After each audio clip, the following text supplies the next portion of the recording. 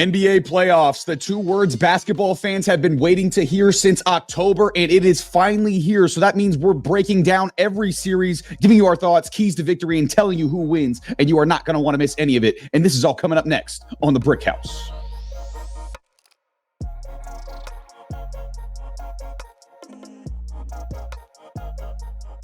What's up, everybody? Welcome into the Brick House, partner of the House Call Sports. I'm here with Joe. My name is Matt, and today it is every first round NBA playoff series breakdowns and predictions. But first, I want to give a shout out to the sponsor of this video, and that is Dubby. Dubby Energy is the maker of a clean gamer energy drink to help enhance focus, concentration, and reaction time with no jitters, crash, or bad ingredients. Their coffee fruit extract is the star of the show. This ingredient is what makes Dubby unique and gives it its laser focus and fast reflexive effects, making it the perfect drink for gamers and creators. So if you are a gamer or creator or anyone that needs to focus and want a sugar-free and keto-friendly drink, use our code THEHOUSECALL in all caps. That is THEHOUSECALL in all caps for a discount so you can focus and have energy without some of those bad side effects from those other energy drinks. So big shout out to Dubby. Go get some Dubby energy today. Now, it is time for some NBA playoffs discussion at long last.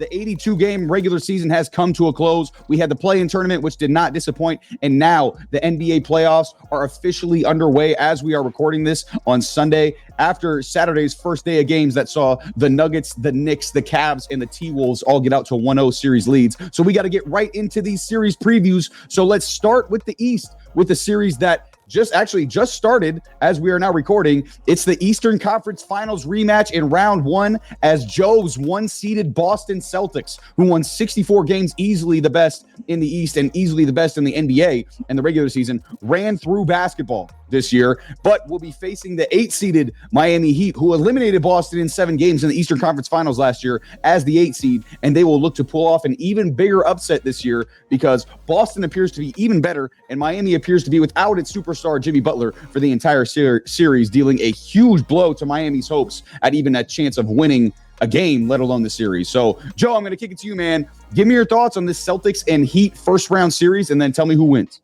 I mean, you hit it on the head. The biggest missing piece of this right now is that Jimmy Butler's not going to be on the floor. And, you know, the Heat are a very good defensive team, not so good on the offensive end, but it's okay because they really do a good job of locking people down. That's why they're a dangerous playoff team. That's why no one wants to face them. It's because regardless of who's out there, their bench depth, everything about them is catered toward playing a very physical style of basketball.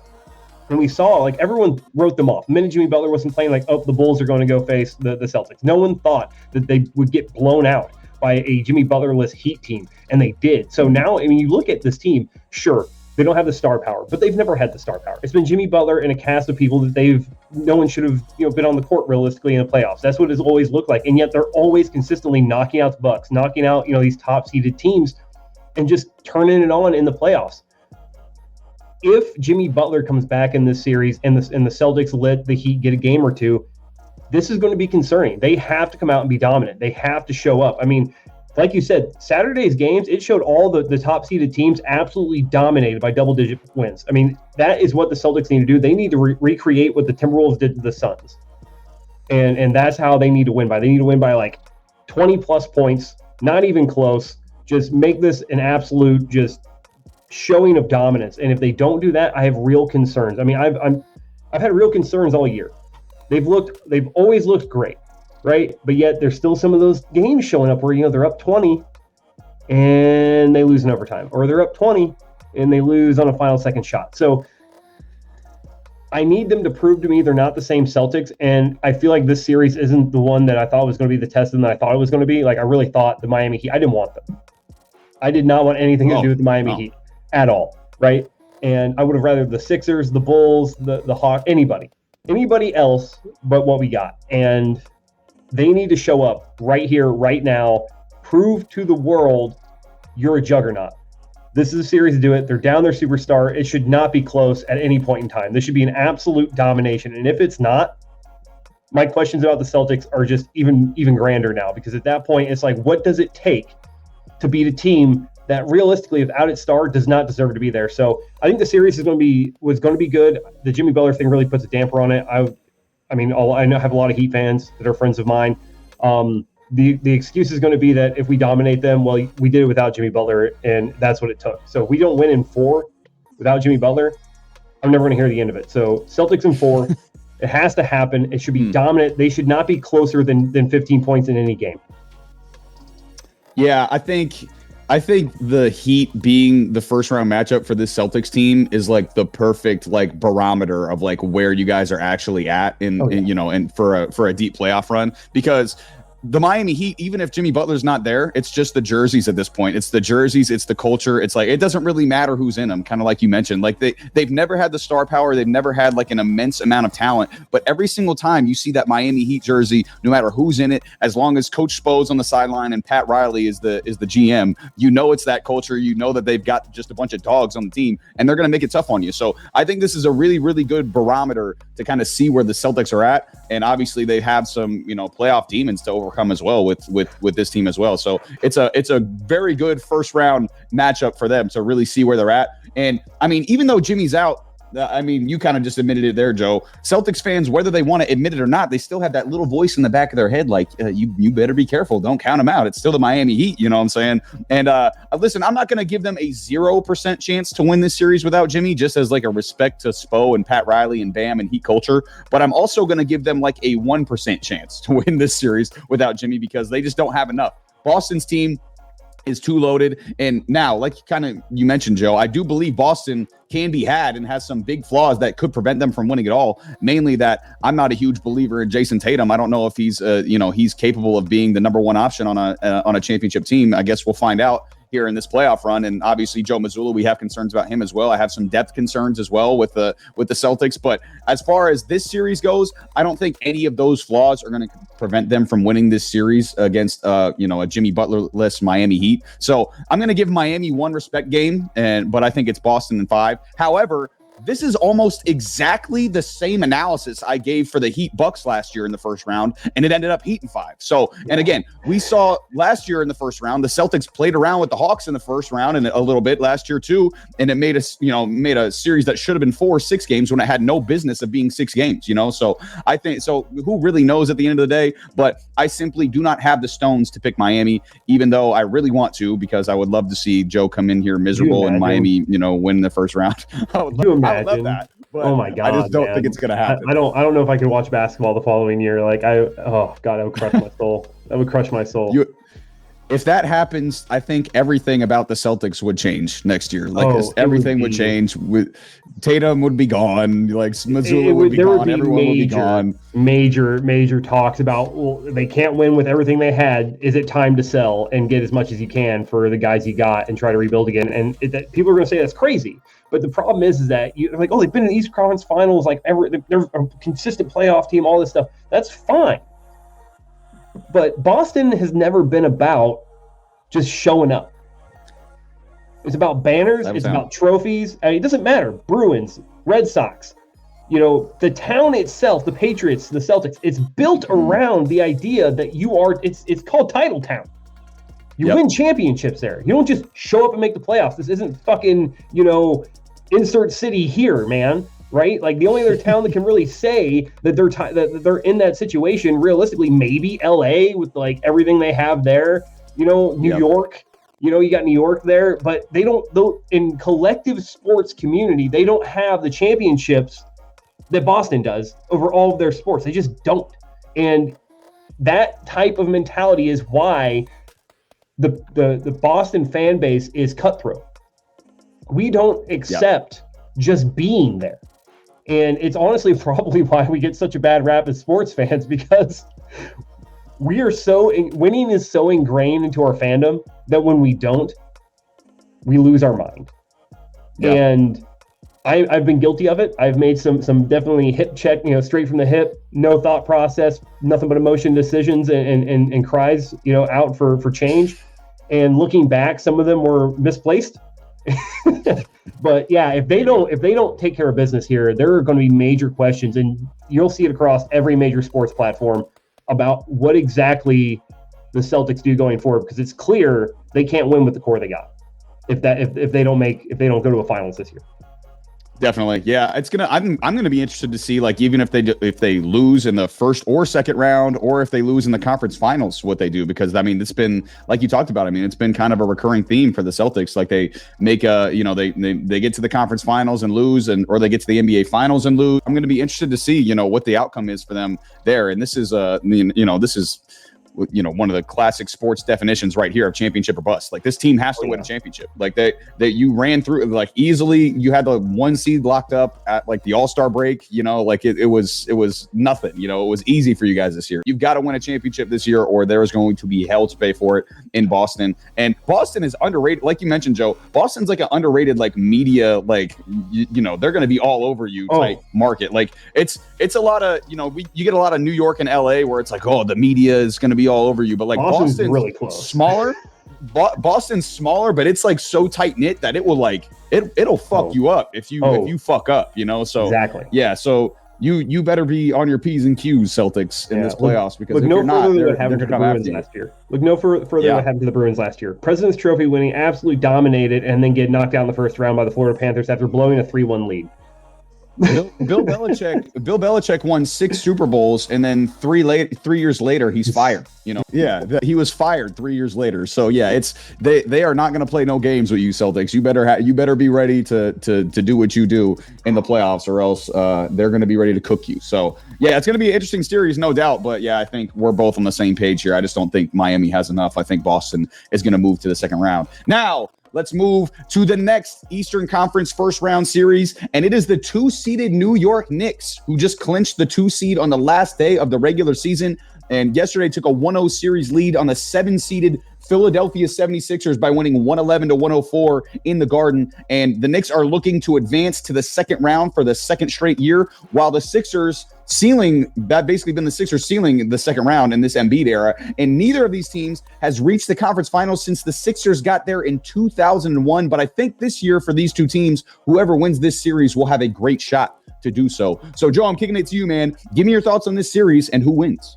It's crazy to think that, how good the Sixers were and where we had them at. They've dealt with injuries and things like that, but they haven't looked, even when fully healthy, looked good. They haven't looked like themselves.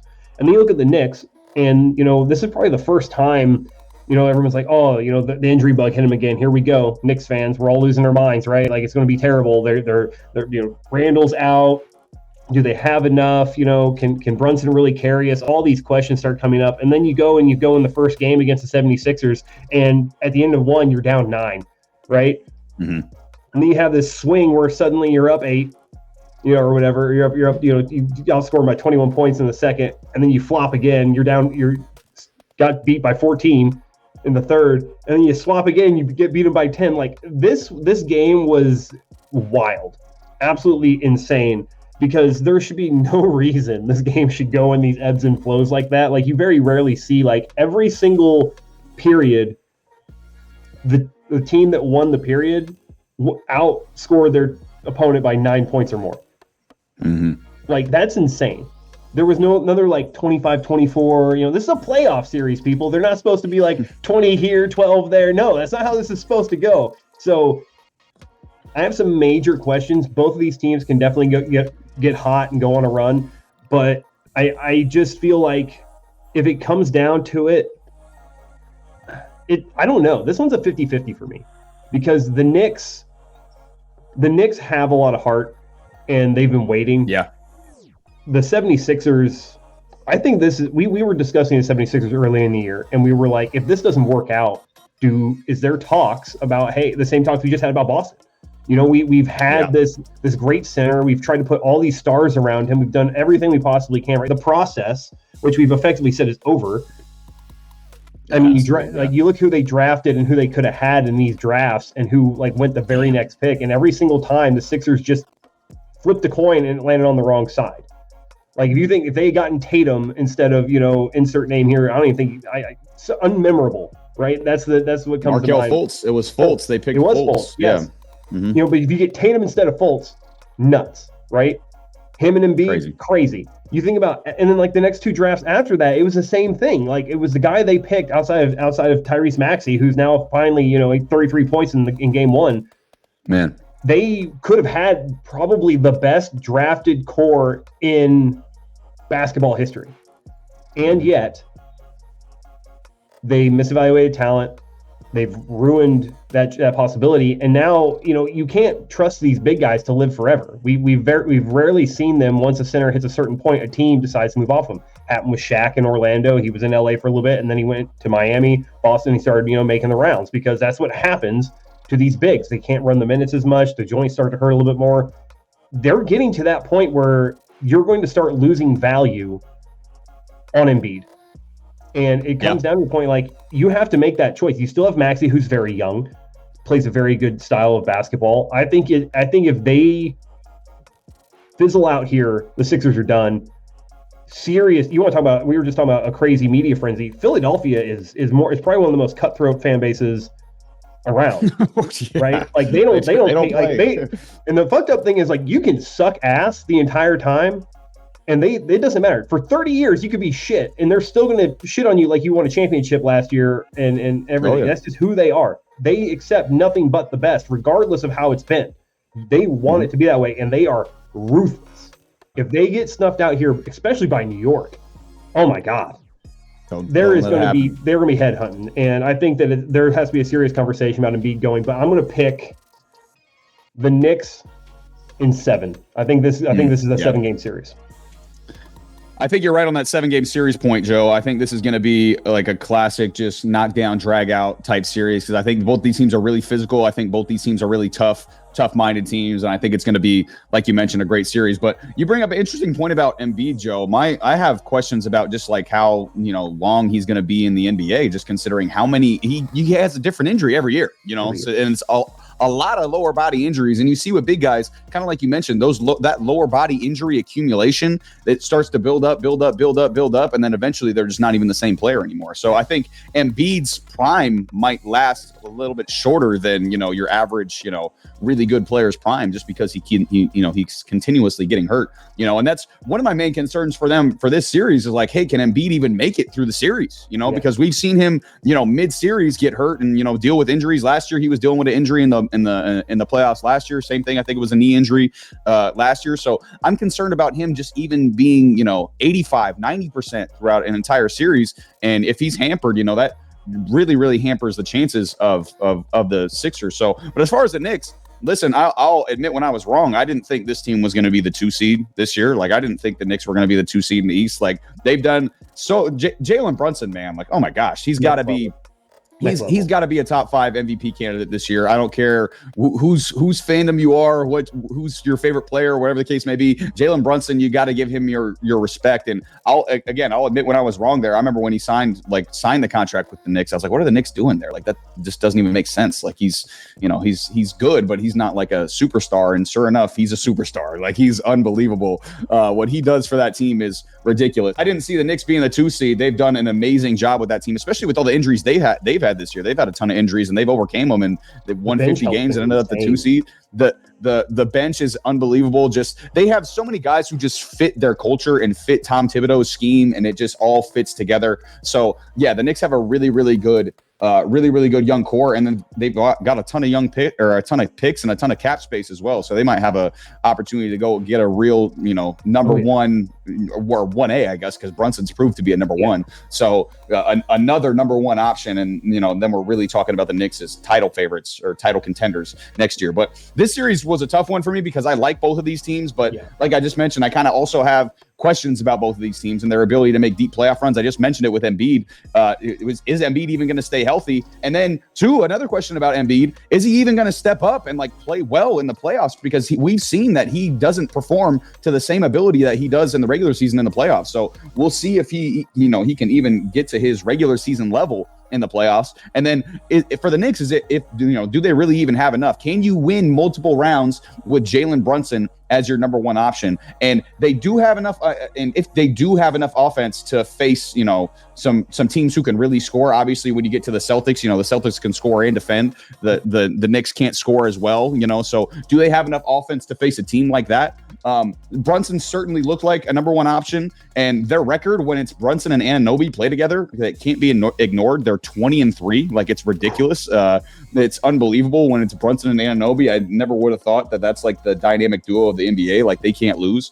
But however, for me, I am going to take the Sixers in 7 here. I think Tyrese Maxey can hold his own with Brunson. I don't think he's going to outplay him by any stretch of the imagination, but I do think he can hold his own. And I do think Embiid stays healthy enough where he eventually just kind of wears down a great Knicks defense. So I'll take Philly in a very tough 7-game series that goes down to the last couple of possessions of Game 7. But I think this is going to be a great series. It's going to be knockdown, drag out, and it's going to be a very exciting one to watch. But let's go to a series that saw some regular season drama this regular season, as the 3-seeded Milwaukee Bucks, who had just about as crazy a regular season by any team that still finished as a top 3 seed that I can remember, are going up against the run and gun 6-seeded Indiana Pacers, who beat Milwaukee 4 out of 5 times in the regular season and look to do the same versus a Bucks team who appears to be without Giannis Antetokounmpo for the first couple games at least of this series. So, Joe, I'm going to kick it to you, man. Who wins this series, and give me your thoughts on Milwaukee and Indiana?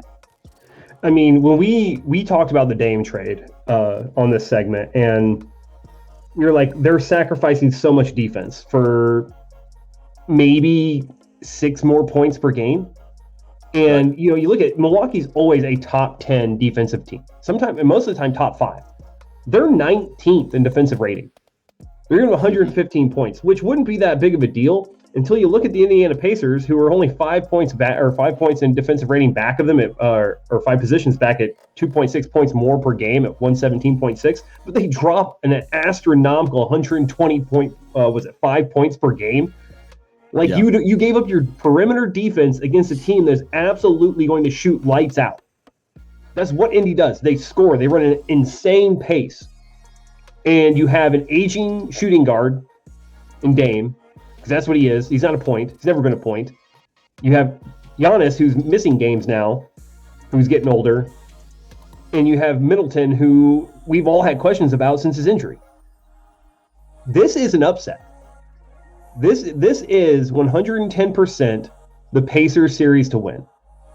And I feel like that's what's going to happen. I feel all year we've heard about all these problems in Milwaukee. Does Dame like it there? Does he not? He's come out and said, that's false. I like it here. I got some things going on outside of life that have made it difficult, but that's on me. Yeah. I'm here to play basketball. I like Milwaukee. And yet, I just don't see how they match up and go. Like, playoff Giannis is great, but this Indiana team is out of this world. I think that they honestly have a shot to go on a run purely from their offensive output until they run into a good defensive team. And even then, I think that most of the decent defensive teams they're going to run into up until the Celtics, they can outscore their woes on defense. The Pacers can, because the teams they're going up against aren't overly good offensive producing teams. I mean, you're not going to run into a team that scores the way you do as the Pacers and can stop you from scoring to a point where they can catch up to you. So I like the Pacers. I think this one, if Giannis does not come back, right, if they go into this and the Bucks go down 0-2, I think it's over in 5.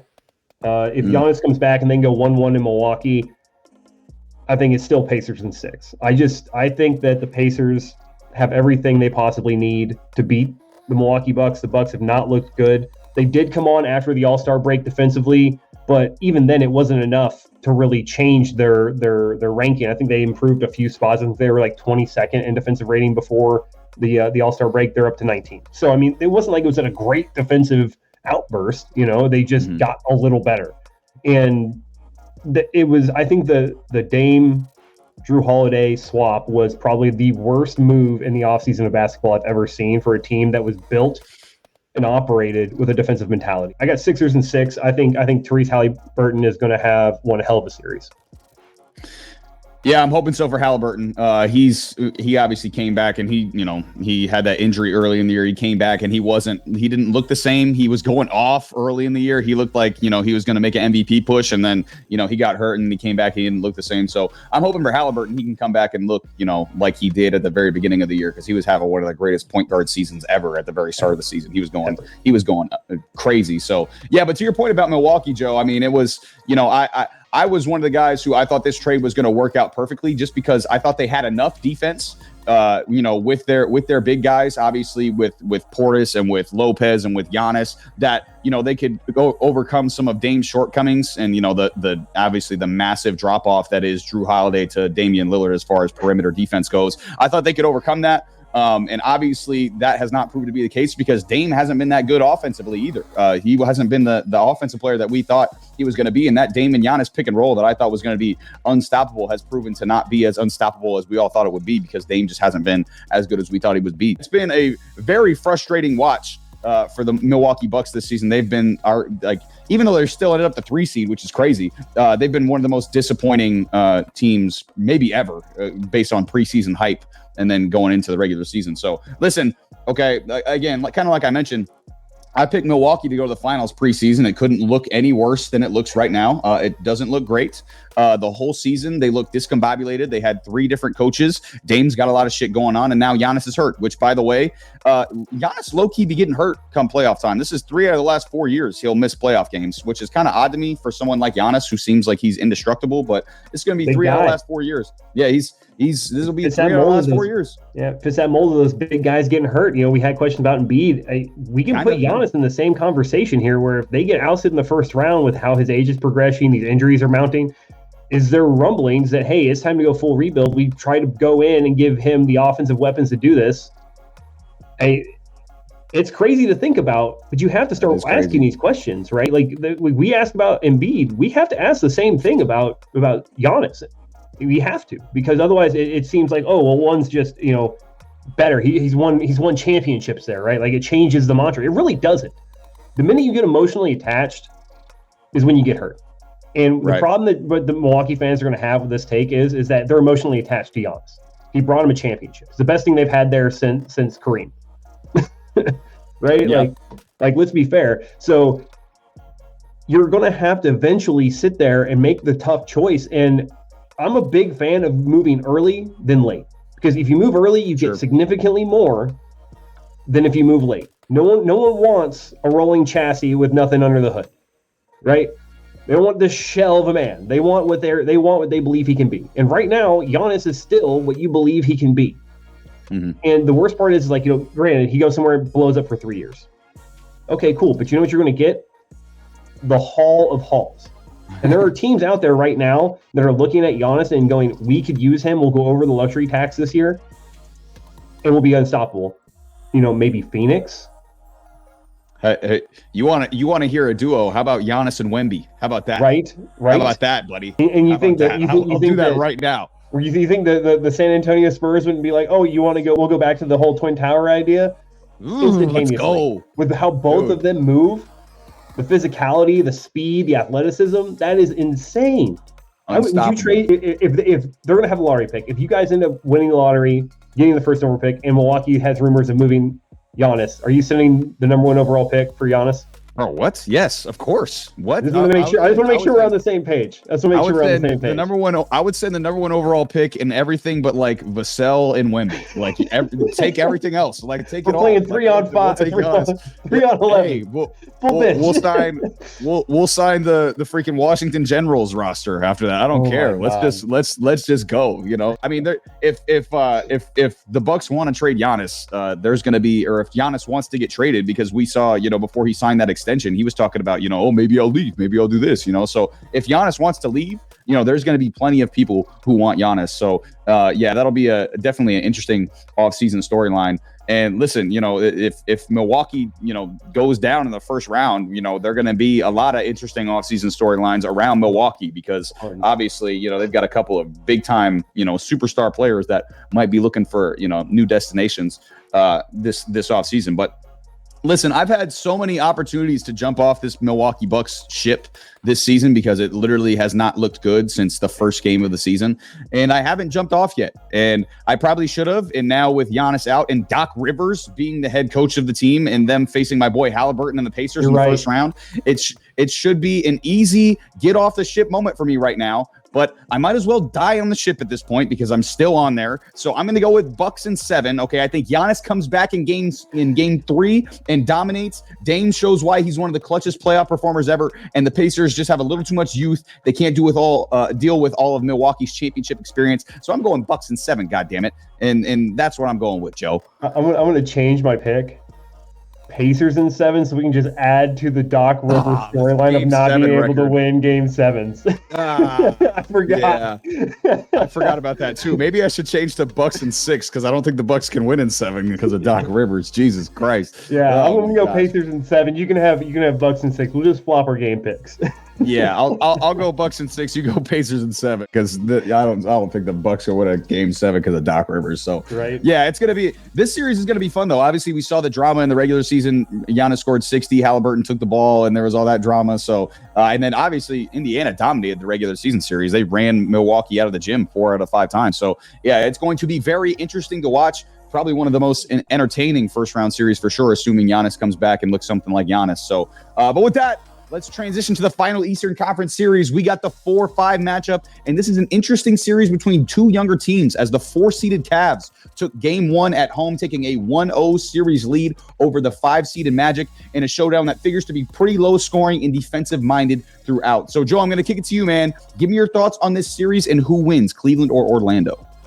See, I really thought Orlando had this series. I thought they were going to be able to do it. The issue is I just don't know if they have the offense. I think that defensively, listen, they're a top 3 defensive team in the NBA. They're only 0.2 of a point behind the Celtics for the second spot. They had a 110.8. The Celtics got a 110.6 defensive rating on the year. And we have been saying the Celtics are one of the best defensive teams, bar none. You know, we saw what the Timberwolves did as a defensive team. So I expected the Orlando Magic to really come out and be a defensive-minded team. This be a low-scoring series. Both these teams are top 10. I think the Cavaliers, they're 7th in defensive rating right now. So I expected this to be a very low-scoring series.